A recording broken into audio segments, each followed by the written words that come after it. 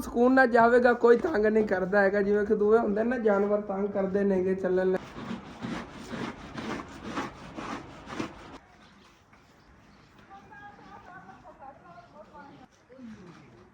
ਕਰਦੇ ਰਹਿਣਾ ਕਿ ਅੱਲਾਹ ਪਾਕ ਮੇਰੀ ਟੈਨਸ਼ਨਾਂ ਜਿਹੜੀਆਂ ਖਤਮ ਕਰੇ।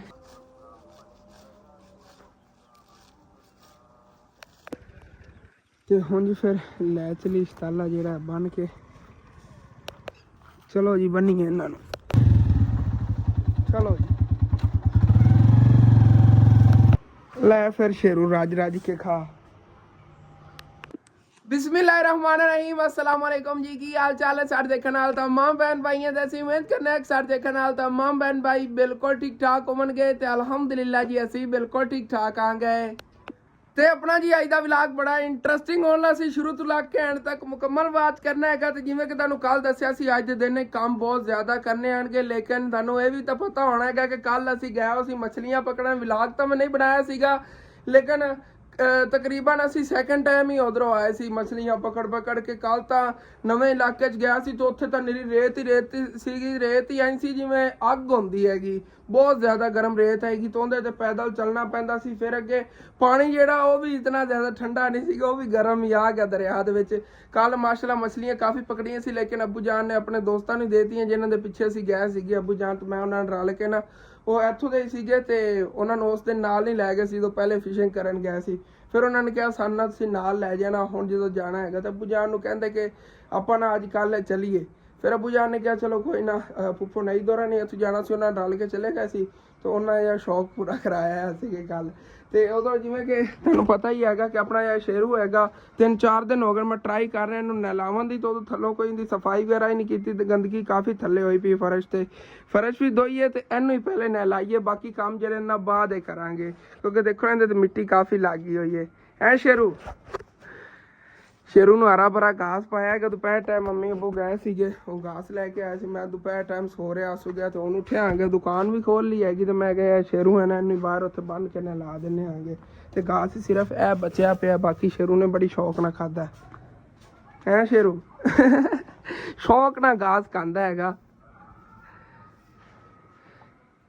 ਤੇ ਠੀਕ ਹੈ, ਇਹਨੂੰ ਪਹਿਲੇ ਖੋਲ ਕੇ ਬਾਹਰ ਲੈ ਚਲੀਏ, ਪਹਿਲੇ ਨਹਿਲਾ ਦਿੰਦੇ ਆਗੇ, ਬਾਅਦ ਫਿਰ ਜਿਹਨੇ ਇਸ ਜਗ੍ਹਾ ਸਫਾਈ ਕਰ ਲਵਾਂਗੇ ਇਹਨੂੰ ਬਾਹਰ ਹੀ ਬਣਿਆ ਰਹਿਣ ਦੇਵਾਂਗਾ।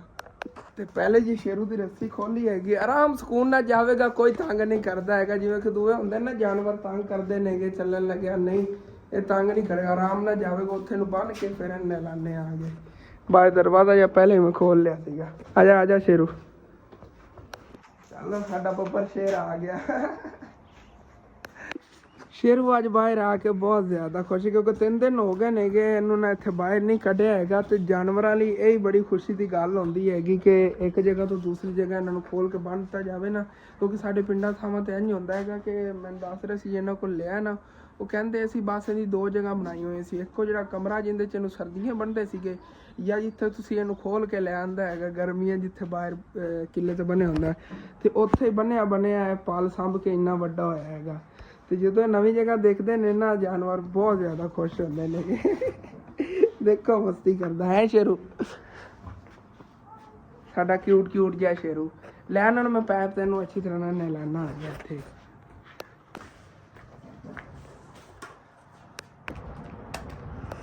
ਚੱਲ ਸ਼ੇਰੂ ਠੰਡਾ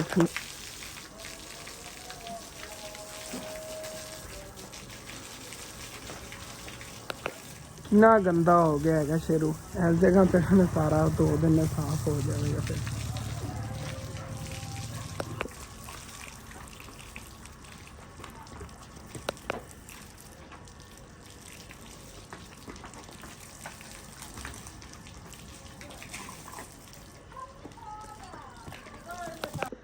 ਲਾਈਨ ਸਰਫ ਨਾਲ ਸ਼ੇਰੂ ਨੂੰ ਅੱਛੀ ਤਰ੍ਹਾਂ ਨਹਿਲਾਨੇ ਆਂਗੇ।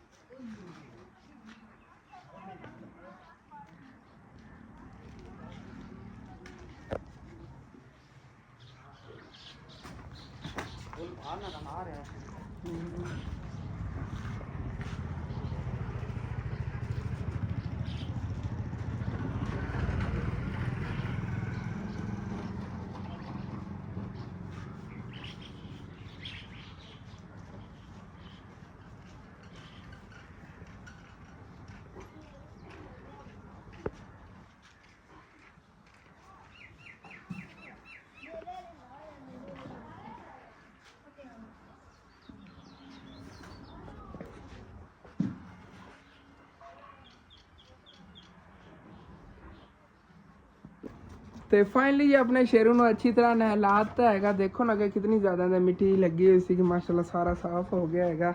ਤੇ ਹੁਣ ਇੱਥੇ ਜੇ ਇਹਨੂੰ ਲਿਆ ਕੇ ਘਾਸ ਪਾਤਾ, ਮੈਂ ਕਿਹਾ ਇੱਥੇ ਖਾਂਦਾ ਹੈਗਾ ਤੇ ਉਤਨੇ ਟਾਈਮ ਤੱਕ ਨਾ ਮੈਂ ਇਹਦੇ ਰੂਮ ਦੀ ਸਫਾਈ ਕਰ ਦੇਣਾ ਹੈਗਾ। ਕਮਰਾ ਅੰਦਰੋਂ ਉਹਦੀ ਅੱਛੀ ਤਰ੍ਹਾਂ ਸਫਾਈ ਕਰ ਦਿੰਦੇ ਹਾਂ। ਤੇ ਹਸਨੈਨ ਸਾਹਿਬ ਨੂੰ ਦੁਕਾਨ 'ਤੇ ਬਿਠਾਤਾ ਹੈਗਾ ਤੇ ਮੈਂ ਇੱਧਰ ਆ ਗਿਆ ਆਗੇ। ਜਿਵੇਂ ਕਿ ਤੁਹਾਨੂੰ ਦੱਸਿਆ ਹੈਗਾ, ਸ਼ੇਰੂ ਦੇ ਰੂਮ ਦੀ ਸਫਾਈ ਕਰਨੇ ਆਇਸ਼ਾ ਨੇ ਘਰ ਦੇ ਬਿਸਤਰੇ ਵਗੈਰਾ ਜਿਹੜੇ ਲਾਤੇ ਟਾਈਮੋ ਟਾਈਮ ਹੀ। ਤੇ ਅੰਦਰ ਨੇ ਇਹਦੇ ਘਾਸ ਵਗੈਰਾ ਸੁੱਕਾ ਪਿਆ, ਜਿਵੇਂ ਕਿ ਇਹ ਘਾਸ ਹੈ ਨਾ ਇਸ ਤਰ੍ਹਾਂ ਦਾ ਗੰਦਾ, ਜਿਹਦੇ ਵਿੱਚ ਸਮਝ ਲਓ ਥੱਲੋਂ ਗੋਬਰ ਵਗੈਰਾ ਸਾਰਾ ਰਲਿਆ। ਇਹ ਵੀ ਚੱਕ ਕੇ ਬਾਹਰ ਸਿੱਧਣਾ ਆ ਗਿਆ ਜਗ੍ਹਾ ਸਫਾਈ ਵਗੈਰਾ ਕਰਕੇ। ਫਿਰ ਆ ਫਰਸ਼ ਜਿਹੜਾ ਇਹ ਵੀ ਅੱਛੀ ਤਰ੍ਹਾਂ ਧੋ ਦਿੰਦੇ ਆਗੇ ਥੱਲੋਂ।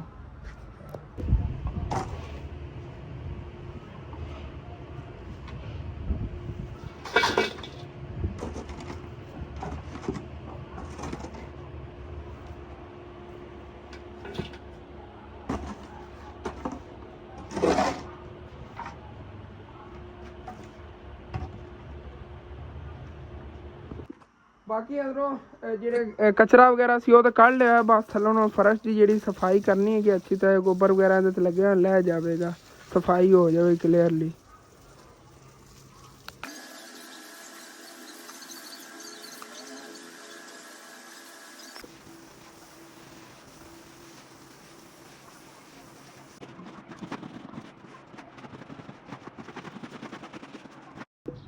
ਫਾਈਨਲੀ ਜੀ ਸ਼ੇਰੂ ਦੇ ਕਮਰੇ ਦੀ ਅੱਛੀ ਤਰ੍ਹਾਂ ਸਫਾਈ ਥੱਲੋਂ ਕਰਤੀ ਹੋਈ ਹੈਗੀ, ਕਿਉਂਕਿ ਥੱਲੇ ਕਚਰਾ ਵਗੈਰਾ ਲੱਗਿਆ ਸੀ, ਉਹਦੇ ਤੇ ਬੈਠਦਾ ਸੀ ਨਾ ਤੇ ਫਿਰ ਤੋਂ ਗੰਦਾ ਹੋ ਜਾਂਦਾ ਹੈਗਾ। ਤੇ ਹੁਣ ਚੱਲ ਕੇ ਸ਼ੇਰੂ ਨੂੰ ਛੱਡ ਕੇ ਲੈ ਆਉਂਦੇ ਹੈਗੇ ਉੱਥੇ, ਫਿਰ ਇਹਨੂੰ ਘਾਸ ਵਗੈਰਾ ਹੀ ਪਾਉਂਦੇ ਹਾਂ ਕਿਉਂਕਿ ਉਹਦਾ ਘਾਸ ਵੀ ਪਿਆ ਹੈਗਾ। ਤੇ ਉਧਰੋਂ ਤੁਸੀਂ ਸੋਚ ਰਹੇ ਹੋਗੇ ਅੰਮੀ ਅੱਬੂ ਕਿਉਂ ਨਹੀਂ ਘਰ ਫਿਰਦੇ ਨੇ, ਕਿਉਂਕਿ ਉਹ ਗਏ ਹੋਏ ਨੇ ਕਿ ਜਿਹੜੇ ਖਾਲਾ ਜਾਣ ਵਾਲਾ ਨਲਕਾ ਖਰਾਬ ਹੋ ਗਿਆ ਸੀ ਉਹ ਵੀ ਠੀਕ ਕਰਵਾਉਣਾ ਸੀ।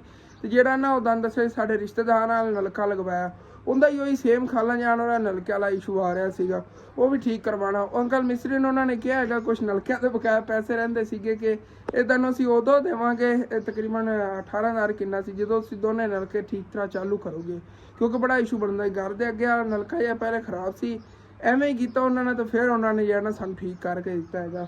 ਇਹ ਵਿੱਚੋਂ ਪੈਸੇ ਬਚਾਉਂਦੇ ਨੇ ਕੀ ਵਜ੍ਹਾ ਜੋ ਵੀ ਹੈਗਾ, ਚਲੋ ਠੀਕ ਤਾਂ ਸਾਨੂੰ ਕਰਕੇ ਦੇਵਣ ਨਾ, ਕਿ ਬਾਅਦ ਸਾਨੂੰ ਲਾਮਾ ਨਾ ਆਵੇ। ਇੱਥੋਂ ਸਮਝ ਲਓ ਕਿ ਉਹਨਾਂ ਨੇ ਸਾਨੂੰ ਦਵਾਈ ਦੇਣੀਆਂ ਸੀਗੀਆਂ ਤੇ ਉਹਦੇ ਵਜ੍ਹਾ ਸਾਨੂੰ ਲਾਮੇ ਦਿੰਦੇ ਨੇਗੇ ਕਿ ਨਲਕਾ ਜਾਂ ਪਾਣੀ ਨਹੀਂ ਦੇ ਰਿਹਾ।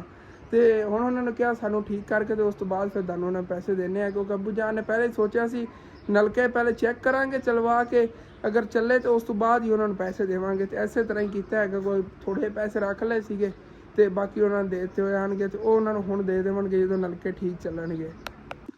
ਤੇ ਮੈਨੂੰ ਲੱਗਦਾ ਸ਼ੇਰੂ ਨੂੰ ਭੁੱਖ ਲੱਗੀ ਖੜੀ ਹੈਗੀ, ਇਹਨੂੰ ਲੈ ਚੱਲਦੇ ਹਾਂ ਚੱਲ ਕੇ ਉੱਥੇ ਅੰਦਰ ਨਾ ਘਾਸ ਪਾਉਂਦੇ ਹਾਂ। ਮਾਸ਼ਾਅੱਲਾ ਹੁਣ ਸੁੱਕ ਵੀ ਗਿਆ ਹੈਗਾ। ਤੇ ਸ਼ੇਰੂ ਸਾਹਿਬ ਨੇ ਇੱਥੇ ਅੰਦਰ ਲਿਆ ਕੇ ਜੀ ਬੰਨ੍ਹਤਾ ਹੈਗਾ। ਹੁਣ ਫਿਰ ਇਹਨੂੰ ਨਾ ਇੱਥੇ ਘਾਸ ਪਾਈਏ ਕਿਉਂਕਿ ਭੁੱਖ ਵੀ ਇਹਨੂੰ ਕਾਫੀ ਲੱਗੀ ਹੋਈ ਆ। ਤੇ ਇਹ ਹੁਣ ਸ਼ੇਰੂ ਨੂੰ ਪਾ ਦਿੰਦੇ ਹਾਂ ਘਾਸ, ਤੇ ਫਿਰ ਫਸਟ ਟਾਈਮ ਲਈ ਨਾ ਇਹਦਾ ਜਾ ਕੇ ਹੁਣ ਚਾਰਾ ਕੱਟ ਕੇ ਲੈਣਾ ਹੈਗਾ, ਉਹ ਫਸਟ ਟਾਈਮ ਖਾ ਲਵੇਗਾ, ਰਾਤ ਨੂੰ ਹੀ ਖਾਵੇਗਾ ਤੇ ਫਸਟ ਟਾਈਮ ਲਈ ਬਸ ਕਰੋ। ਆ ਗਿਆ ਸ਼ੇਰੂ ਕੋਲ ਘਾਸ ਆ ਗਿਆ।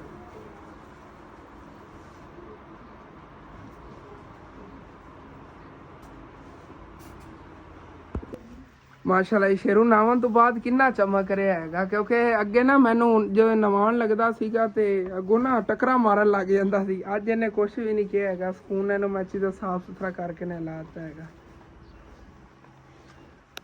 ਤੇ ਉਧਰੋਂ ਅੰਮੀ ਤੇ ਅੱਬੂ ਹੀ ਆਏ ਬੈਠੇ ਨੇ। ਅੱਜ ਗਰਮੀ ਬਹੁਤ ਜ਼ਿਆਦਾ ਸੀਗੀ ਤੇ ਇਹਨਾਂ ਨੂੰ ਕਾਫੀ ਸਫ਼ਰ ਕਰਨਾ ਪਿਆ ਖਾਲਾ ਜਾਣ ਵਾਲੇ ਘਰ, ਫਿਰ ਉਹਨਾਂ ਰਿਸ਼ਤੇਦਾਰਾਂ ਦੇ ਘਰ ਜਾ ਕੇ ਨਲਕੇ ਠੀਕ ਹੁਣ ਪੁਜਾਂ ਚਾਲੂ ਹੋ ਗਏ ਨੇ। 2 ਉਹ ਬਿਲਕੁਲ ਚਾਲੂ ਹੋ ਗਏ ਨੇ ਤੇ ਹੁਣ ਮਸਜਿਦ ਵਾਲਾ ਰਹਿ ਗਿਆ। ਮਸਜਿਦ ਵਾਲੇ ਨੂੰ ਹੀ ਰੋਲਾ ਹੈ। ਮਸਜਿਦ ਵਾਲੇ ਨੇ ਰੋਲਾ ਹੱਲੇ ਤੱਕ ਥੋੜਾ ਬਹੁਤਾ ਹੈਗਾ ਨਾ, ਫਿਰ ਇਹ ਪਾਣੀ ਜਿਹੜਾ ਨਾ ਲਾਂਦਾ ਤੋਂ ਪਾਣੀ ਕੋਈ ਨਹੀਂ, ਲੇਕਿਨ ਪਾਣੀ ਘੱਟ ਦਿੰਦਾ। ਅੱਛਾ ਗਾਜ਼ ਉੱਤੇ ਵੱਧ ਹੈਗਾ, ਪਤਾ ਨਹੀਂ ਕੀ ਮਸਲਾ, ਉਹ ਕੱਟ ਕੇ ਤੇ ਸਹੀ ਕਰੇਗਾ। ਹਾਂ ਉਹਨਾਂ ਨੂੰ ਕਰੋ ਠੀਕ ਹੈ, ਕਹੋ ਕਿ ਪਹਿਲੇ ਠੀਕ ਕਰਨ, ਉਸ ਤੋਂ ਬਾਅਦ ਤੇ ਅਬੂ ਜਾਨ ਨੇ ਨਲਕੇ ਚਲੋ ਠੀਕ ਕਰਵਾਇਆ ਇਹਨੇ ਕਿ ਮਸਜਿਦ ਆ ਰਹਿ ਗਿਆ ਕਿ ਕੋਈ ਨਹੀਂ ਇਨਸ਼ਾਅੱਲਾ ਤਾਲਾ ਹੁਣ ਸਵੇਰ ਆ ਕੇ ਕਰ ਜਾਵਣਗੇ। ਤੇ ਮੋਬਾਈਲ ਜਿਹਾ ਮੇਰਾ ਵੀ ਬਾਰ-ਬਾਰ ਮਸਲਾ ਕਰ ਰਿਹਾ ਹੈਗਾ, ਤੇ ਅਬੂ ਜਾਨ ਨੇ ਕੀਤੀ ਗੱਲ, ਕਹਿ ਰਹੇ ਹੁਣ ਚਲੀ ਆਪਾਂ ਚੱਲ ਕੇ ਨਾ ਪਹਿਲੇ ਆਪਣੇ ਸ਼ੇਰੂ ਲਈ ਨਾ ਉੱਥੋਂ ਸ਼ਤਾਲਾ ਵੱਢ ਕੇ ਲੈ ਆਈਏ, ਕਿਉਂਕਿ ਘਾਸ ਤਾਂ ਇਹਦੇ ਕੋਲ ਪਿਆ ਹੈਗਾ, ਬਲਕਿ ਉਹ ਵੀ ਮਾਸ਼ਾਅੱਲਾ ਸਾਰਾ ਖਾ ਗਿਆ। ਘਾਸ ਤਾਂ ਬੜੀ ਸ਼ੌਕ ਨਾਲ ਸ਼ੇਰੂ ਖਾਂਦਾ ਹੁੰਦਾ ਹੈਗਾ, ਵੈਸੇ ਵੀ ਇਹਨੂੰ ਭੁੱਖ ਲੱਗੀ ਤੇ ਚੱਲੇ ਹੁਣ ਫਿਰ ਚੱਲ ਕੇ ਸ਼ਤਾਲਾ ਵੱਢ ਕੇ ਲੈ ਆਉਂਦੇ ਹੈਗੇ ਸ਼ੇਰੂ ਨੂੰ, ਫਿਰ ਉਹ ਪਾਵਾਂਗੇ ਰਾਤ ਟਾਈਮ, ਫਿਰ ਉਹ ਖਾ ਲਵੇਗਾ। ਮੈਨੂੰ ਤਾਂ ਸੀਗਾ ਘਾਸ ਇਹਨੇ ਇਤਨਾ ਨਹੀਂ ਖਾਣਾ ਹੈਗਾ, ਲੇਕਿਨ ਭੁੱਖ ਲੱਗੀ ਸੀ ਇਹਨੇ ਖਤਮ ਕਰਤਾ ਪਹਿਲੇ ਵਾਲਾ। ਮਾਸ਼ਾਅੱਲਾ ਜੀ ਆਪਣਾ ਕਿਊਟ ਜਿਹਾ ਸ਼ੇਰੂ। ਤੇ ਦਾਦਰੀ ਕਪੜਾ ਚੱਕ ਲਿਆ ਹੈਗਾ ਤੇ ਹੁਣ ਫਿਰ ਚੱਲਨੇ ਆਗੇ। ਉਦੋਂ ਨਾ ਮੋਟਰਸਾਈਕਲ ਨਹੀਂ ਅੱਜ ਵਾਸ਼ ਕਰਨਾ ਸੀਗਾ, ਦਰਅਸਲ ਅੰਮੀ ਤਾਂ ਬੋਲਦੇ ਫਿਰ ਚਲੇ ਗਏ ਨੇ ਇਹਨਾਂ, ਤੇ ਇਸ ਵਜ੍ਹਾ ਤੋਂ ਇਹਨੂੰ ਦੋ ਨਹੀਂ ਪਾਇਆ। ਚਲੋ ਕੋਈ ਨਹੀਂ, ਉਧਰੋਂ ਆ ਕੇ ਇਹਨੂੰ ਅੱਛੀ ਤਰ੍ਹਾਂ ਵਾਸ਼ ਕਰ ਦੇਣਾ ਆ ਗਿਆ। ਇਹਦੇ ਕੱਲ ਦਾ ਦੱਸਿਆ ਸੀ ਲੈਮੀਨੇਸ਼ਨ ਉਤਰਵਾਈ ਹੈਗੀ, ਤਾਂ ਉਹਨਾਂ ਟੈਂਕੀ ਖਰਾਬ ਨਾ ਹੋ ਜਾਵੇ। ਟੈਂਕੀ ਤਾਂ ਪੂਰੀਆਂ ਰਗੜਾਂ ਆ ਜਾਣੀਆਂ ਨੇ ਇਸ ਤਰ੍ਹਾਂ ਮਿੱਟੀ ਲੱਗੀ ਰਹੀ ਤਾਂ। ਚਲੋ ਕੱਢੋ ਨਾ, ਬਾਅਦ ਚ ਆ ਕੇ ਤੁਰਨੇ ਆ।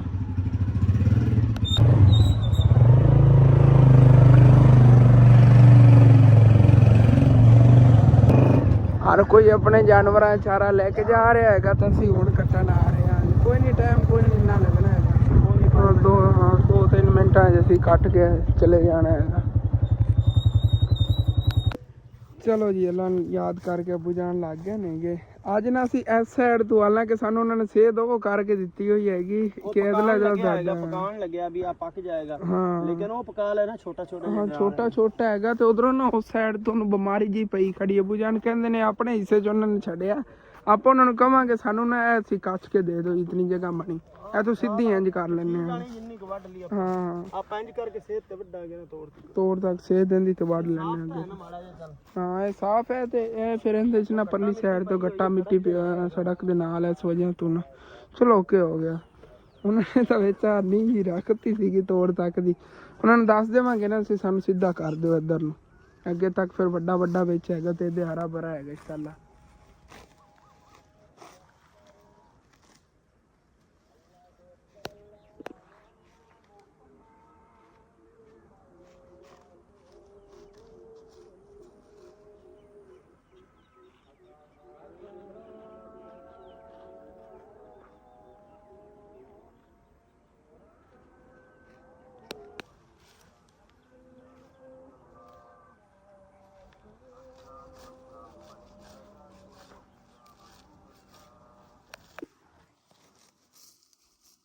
इतनी देर जितनी जगह मार लगे।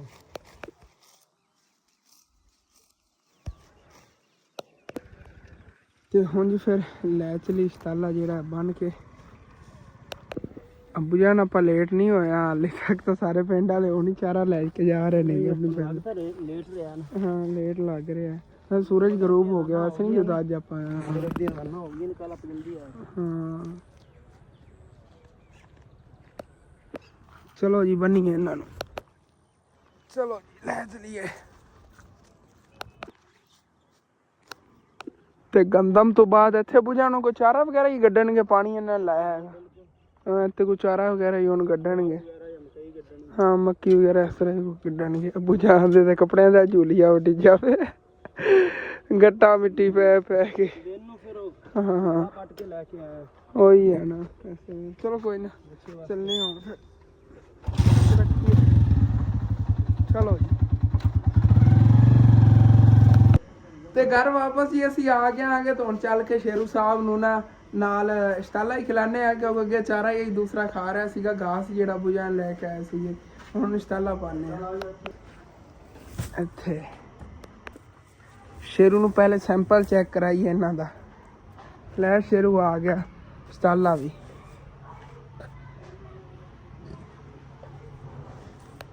ਲੈ ਫਿਰ ਸ਼ੇਰੂ ਰੱਜ ਕੇ ਖਾ। ਸ਼ੇਰੂ ਸਾਹਿਬ ਬੜੀ ਸ਼ੌਕ ਨਾਲ ਬੈਠ ਕੇ ਖਾ ਰਹੇ ਨੇਗੇ। ਉਹਨਾਂ ਸ਼ਤਾਲਾ ਸਾਰਾ ਰਾਤ ਹੀ ਖਾਂਦਾ ਰਹੇਗਾ, ਤੇ ਸਵੇਰ ਫਸਟ ਟਾਈਮ ਫਿਰ ਜਾਵਾਂਗੇ ਇਹਦੇ ਲਈ ਘਾਸ ਲੈ ਕੇ ਆਵਾਂਗੇ, ਜਿਵੇਂ ਅਬੂ ਜਾਨ ਅੱਜ ਲੈ ਕੇ ਆਏ ਸੀਗੇ। ਤੇ ਫਿਰ ਸੈਕੰਡ ਟਾਈਮ ਇਸੇ ਟਾਈਮ ਹੀ ਬਸ ਲੈਂਦੇ ਰਿਸ਼ਤਾਲਾ ਲੈ ਕੇ ਆਇਆ ਕਰਾਂਗੇ।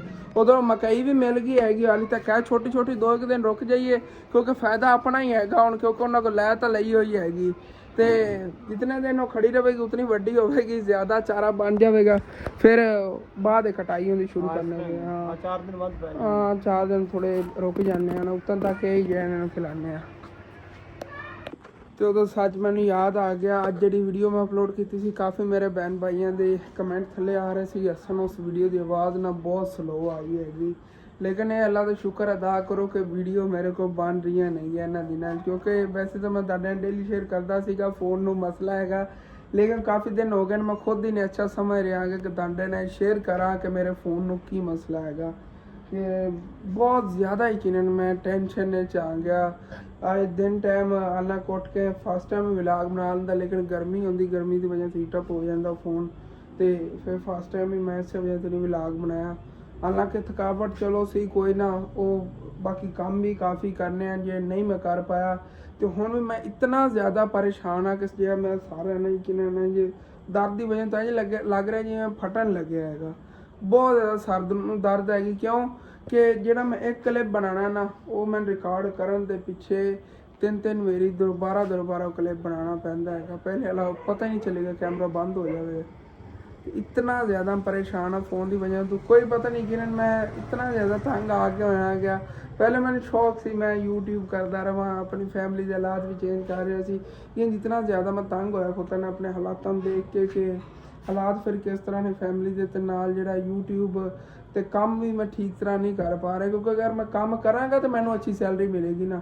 ਮੈਂ ਉਹ ਸੋਚਣਾ ਆ ਗਿਆ ਹਸਨ ਪਰ YouTube ਛੱਡ ਦੇ, ਤੂੰ ਹੋਰ ਕੋਈ ਕੰਮ ਕਰ ਲੈ।